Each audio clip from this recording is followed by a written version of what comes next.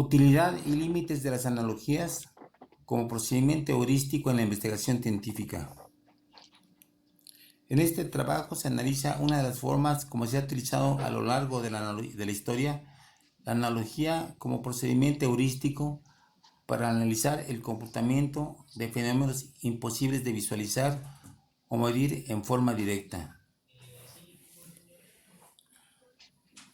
Vamos a explicitar esta cuestión del uso de las analogías para entender sistemas que son imposibles de visualizar en forma directa.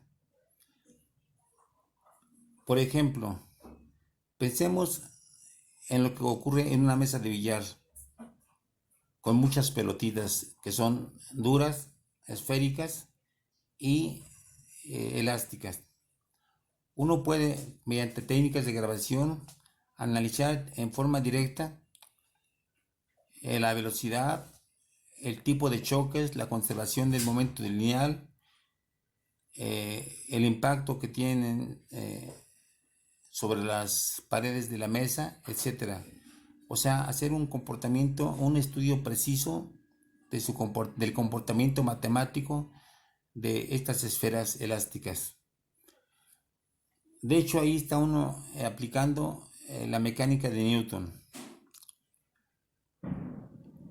Pero si uno quiere analizar a un cierto volumen de gas, pues es imposible registrar el movimiento de los elementos que componen al gas.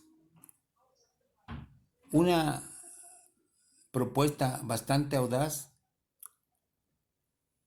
es pensar que los gases, a pesar de que un gas como el aire es impalpable, intangible, no se siente al tacto, no se puede ver, bueno, es pensar que está compuesto de pequeñas esferitas como las esferas grandes de un billar.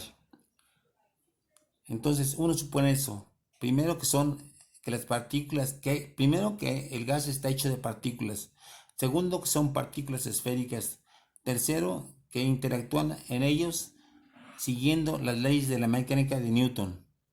Bien, este tipo de suposición fue adoptado en principio por Bernoulli y luego por Dalton y finalmente por Boltzmann y también por Maxwell. De hecho, Boltzmann fue quien llevó este tipo de análisis al extremo y de una manera muy fructífera, puesto que de ahí salió el concepto de la entropía y muchos otros conceptos de la termodinámica. Así es de que lo interesante es de que un enfoque mecánico newtoniano de los gases, a partir del uso de una analogía con sistemas macroscópicos, fue muy fructífero para la ciencia de la termodinámica.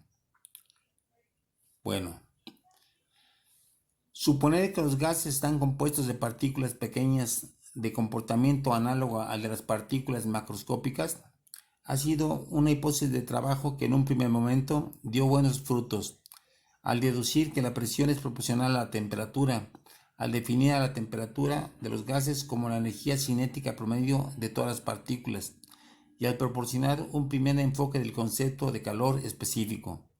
Sin embargo, la hipótesis falló al trabajar con gases a presiones y temperaturas extremas. En este caso, el enfoque puramente mecánico newtoniano de las partículas de un gas a presiones y a temperaturas extremas ya falla y es necesario recurrir a una teoría diferente como es la mecánica cuántica. Pero en un primer momento dio resultados sumamente fructíferos y no solamente resultados cuantitativos fructíferos, sino que generó conceptos muy precisos como, repito, el concepto de entropía. Uso de las analogías en la mecánica cuántica. De acuerdo a las circunstancias, en la mecánica cuántica se utiliza el concepto de partícula o de onda para entender determinados fenómenos físicos. En un primer momento, para describir la estructura del átomo de hidrógeno, se utilizó una imagen análoga a la del sistema planetario, con el núcleo como si fuese un sol en el centro del átomo y un electrón con carga negativa circulando alrededor como si fuese un planeta. Este modelo contradecía las leyes del electromagnetismo, de acuerdo a las cuales una carga acelerada debía perder energía mediante radiación y por tanto el electrón no podía mantenerse estable en su órbita.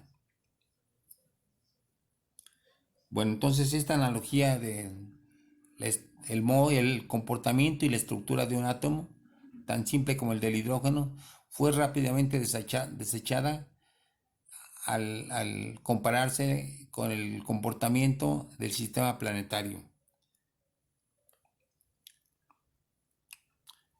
Einstein a su vez propuso luego, para explicar el fenómeno fotoeléctrico, que un haz de luz se podía interpretar como un chorro de partículas a las que llamó fotones. Aquí Einstein, con su valentía teórica habitual, cambia radicalmente el concepto de luz, de una onda luminosa o de una onda de radiación, por el concepto de partícula y establece cierto comportamiento análogo al de un conjunto de partículas con el de la luz, que supone que está compuesto de pequeñas partículas llamadas fotones.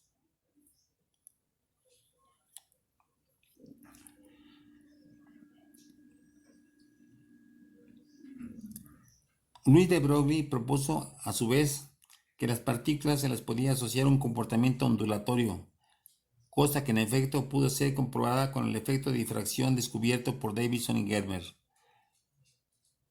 Para agregar más elementos contradictorios a la interpretación de estos hechos, Heisenberg postula su principio de incertidumbre. Sucintamente, afirma que no se puede determinar en términos de la física cuántica simultáneamente y con precisión arbitraria ciertos pares de variables físicas como son la posición y el momento lineal. Bueno, entonces, si al hablar de mecánica cuántica utilizamos